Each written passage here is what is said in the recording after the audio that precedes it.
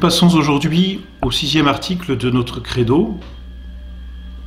Après donc la résurrection d'entre les morts, 6e article, je crois en Jésus-Christ, qui est monté aux cieux, est assis à la droite de Dieu, le Père Tout-Puissant. C'est là le 6e article. Jésus-Christ est monté aux cieux, est assis à la droite de Dieu, le Père Tout-Puissant. Après sa résurrection, notre Seigneur est resté 40 jours encore sur la terre. 40 jours au cours desquels notre Seigneur est resté auprès de ses apôtres, d'abord pour manifester la vérité de ses apparitions et la vérité de sa résurrection tout particulièrement. Notre Seigneur leur a montré, manifesté son corps, comme nous l'avons vu, les preuves de sa résurrection. Ensuite, notre Seigneur a achevé d'instruire ses apôtres. Et puis enfin, il a constitué son Église. Et c'est Saint Jean qui nous rapporte ça dans le chapitre 21 de son Évangile. Notre Seigneur a constitué son Évangile, son Église, pardon.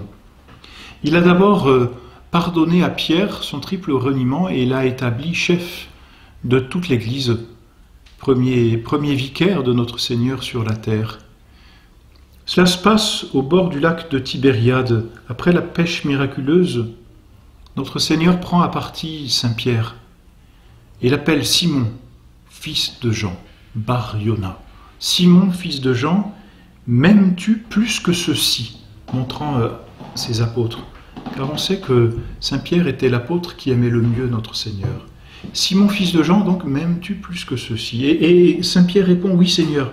Mais cette fois, sans aucune prétention, Saint-Pierre répond, oui Seigneur, vous savez que je vous aime. Vous voyez, autant jusqu'à présent, Saint-Pierre disait à notre Seigneur, quand bien même tous vous abandonnerez, moi je resterai avec vous, moi je serai là auprès de vous. Il y a beaucoup de présomption chez Saint-Pierre. Ici, il y a une grande humilité. Il ne dit pas « je vous aime », il dit « vous savez que je vous aime », manifestant par là que notre Seigneur sait mieux que lui. Alors c'est un acte d'humilité, premier acte d'humilité finalement, par lequel notre Seigneur répare sa première faute, son premier reniement. Alors notre Seigneur lui dit « paie mes agneaux ». À nouveau encore, notre Seigneur dit « Pierre, m'aimes-tu plus que ceux-ci » ? « Oui Seigneur, répond-il, vous savez que je vous aime. » Et il fait la même réponse, et notre Seigneur lui redit la même chose une deuxième fois, réparant par là le deuxième reniement, « paie mes agneaux ». Une troisième fois, notre Seigneur l'interroge, « Simon, fils de Jean, m'aimes-tu » ? Et Pierre s'affligea, dit l'Évangile, c'est Saint Jean, je crois, qui nous le rapporte, Pierre s'affligea de ce que Jésus lui avait dit une troisième fois, « m'aimes-tu » ?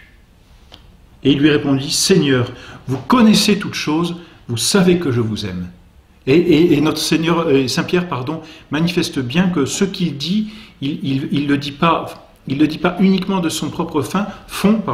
La vérité qu'il veut dire, il veut la dire en accord avec celle de notre Seigneur, qui est toute vérité. Donc, ce que je vous aime, vous savez quelle est la mesure. Mon amour, vous le connaissez mieux que moi, et vous savez quelle en est la mesure. Et notre Seigneur lui dit, « paie mes brebis, cette fois. » Et par là, notre Seigneur lui manifeste qu'il sera le pasteur des agneaux et le pasteur des brebis, c'est-à-dire le pasteur dans l'Église des fidèles et le pasteur des pasteurs. Saint-Pierre et à sa suite le pape est non pas simplement le pasteur des fidèles, en collège avec tous les autres évêques, il est aussi le pasteur des évêques, c'est-à-dire qu'il a une autorité qui dépasse l'autorité des évêques. Il a une autorité supérieure à celle des évêques, et par là, il a une autorité suprême. Ainsi donc, notre Seigneur, dans cette apparition, par une triple confession d'amour, une triple protestation d'amour, donne à Saint-Pierre l'occasion de réparer son triple reniement, et par là aussi lui affirme le pouvoir qu'il a dans l'Église. Et puis ensuite, notre Seigneur va confirmer ses apôtres dans la dignité d'apôtres, justement, de pasteurs de l'Église, en leur disant « Toute puissance m'a été donnée au ciel et sur la terre », et notre Seigneur manifeste encore qu'il est Dieu, là, « Et allez donc enseigner toutes les nations, les baptisant au nom du Père et du Fils et du Saint-Esprit, leur apprenant à garder tout ce que je vous ai commandé, et voici que je suis avec vous jusqu'à la fin, tous les jours jusqu'à la fin des siècles. » Notre Seigneur, en disant cela à ses apôtres, les investit de cette triple fonction qu'ont les évêques. D'abord, la fonction d'enseigner la vérité, aller enseigner les nations, Voilà. Ensuite, la fonction de sanctifier, et nous le reverrons, de donner les sacrements, les baptisant au nom du Père et du Fils et du Saint-Esprit. Et enfin, la troisième fonction, la fonction de gouverner, en prescrivant les règles de conduite, leur enseignant, leur apprenant à garder, c'est-à-dire à garder dans les faits, dans les conduites, dans les mœurs, à garder tout ce que je vous ai commandé. Et c'est là donc la preuve que les apôtres ont aussi le pouvoir de commander. Donc voilà comment notre Seigneur établit son Église, fonde son Église, donne à Saint-Pierre la suprématie, paie mes agneaux, paie mes brebis, mais donne aussi aux pasteurs, donc aux apôtres et aux évêques qui seront leurs successeurs, eh bien ce véritable pouvoir de commander dans l'Église, qui est triple, le pouvoir d'enseigner, le pouvoir de sanctifier et le pouvoir de régir, de gouverner. Et aussi notre Seigneur leur remet encore le pouvoir d'effacer les péchés. C'est d'ailleurs ce pouvoir, c'est d'ailleurs la première chose qu'il leur donne le soir de sa résurrection. Il leur dit « Pax vobis, la paix soit avec vous ». Et ensuite, notre Seigneur leur donne le pouvoir de remettre les péchés, fruit de sa résurrection, fruit de sa passion, puisque par sa passion, notre Seigneur nous a rachetés, nous a remis en amitié avec Dieu. Or, le sacrement de pénitence, aujourd'hui appelé sacrement de réconciliation, mais bon, peu importe, le sacrement de pénitence, c'est ce sacrement qui remet l'âme en amitié avec Dieu si elle avait perdu la grâce par le péché mortel.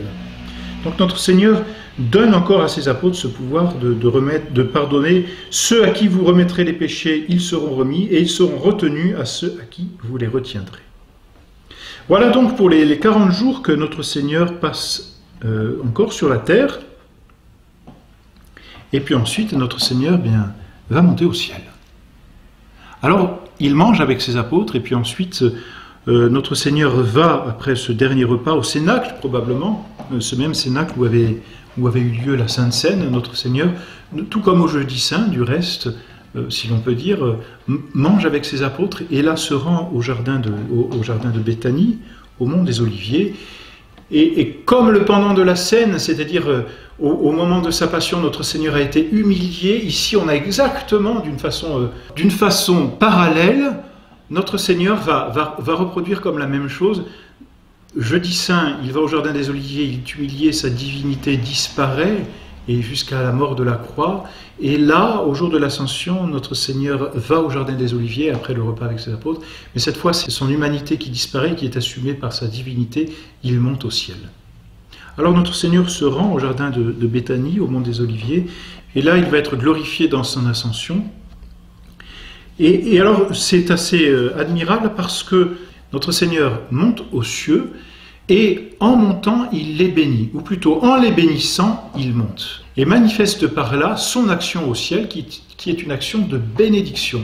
Notre Seigneur passe désormais son temps à nous bénir, c'est-à-dire à dire du bien, c'est cela étymologiquement, le mot bénédiction, benedicere, dire du bien, mais aussi à nous envoyer des grâces. Il est au ciel pour nous bénir, c'est-à-dire pour nous envoyer des grâces. Alors il monte au ciel, et le mystère, c'est qu'il disparaît. Les apôtres le voient bien monter au ciel, il s'élève, et tout à coup il disparaît, et les apôtres restent les yeux fixés au ciel. Il n'y a plus rien dans le ciel, pourtant ils sont là. Alors deux anges leur apparaissent. Deux anges leur apparaissent et leur disent « Mais hommes de Galilée, pourquoi demeurez-vous là, les yeux fixés au ciel? Ce Jésus qui, du milieu de vous, a été élevé au ciel, viendra de la même manière que vous l'y avez vu monter. » Jésus est donc monté au ciel. Et c'est normal, il devait être loué. Il monte en roi victorieux. Il monte acclamé par les anges.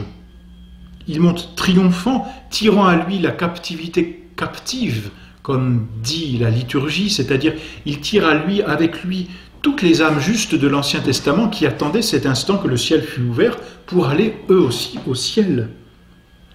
Et puis notre Seigneur avait un corps glorieux, et donc il convient que le lieu soit adapté au corps, et comme notre Seigneur a un corps glorieux, il convenait qu'il eût un lieu glorieux, et ce lieu c'est le ciel. C'est un lieu proportionné à son corps. Notre Seigneur monte au ciel, et puis disparaît aux yeux des apôtres, qui eux donc restent sur la terre, mais notre Seigneur n'est plus au milieu d'eux. Il est au ciel pour ouvrir aux hommes le ciel qui n'y était fermé par le péché. Il est au ciel pour nous envoyer le Saint-Esprit. Il est au ciel pour intercéder pour nous auprès du Père.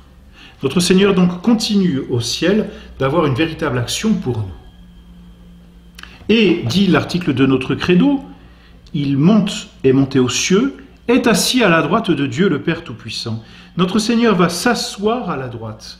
La position assise est une position de repos d'abord. Notre Seigneur a terminé son œuvre, il peut se reposer pour l'éternité. Tout est achevé comme il l'avait dit, sa rédemption est terminée. Il ne fait qu'en appliquer les fruits maintenant sur les âmes, donc il s'assoit. Et puis la position assise est aussi la manifestation de ce qu'il est roi et juge dans le ciel. Notre Seigneur est véritablement roi. Je suis roi, dit-il à Pilate, n'est-ce pas? Voilà pourquoi donc il est assis. C'est un signe de repos et un signe de royauté et de juge. Et puis, notre credo précise, assis à la droite de Dieu. Pourquoi? Pour manifester qu'en tant que Dieu, il est l'égal de Dieu, et puis pour exalter sa nature humaine, puisque son humanité est supérieure à toute créature, supérieure à tout ce qui a pu être créé sur la terre, nous l'avons dit dans le mystère de l'incarnation. C'est la raison pour laquelle son humanité même est assise à la droite de Dieu, c'est-à-dire qu'elle est là à l'égal de Dieu, élevée au-dessus de toute créature, au-dessus même des anges, au-dessus même de la très sainte Vierge Marie, parce que cette créature est absolument parfaite. Voilà donc pour ce 6e article de notre credo.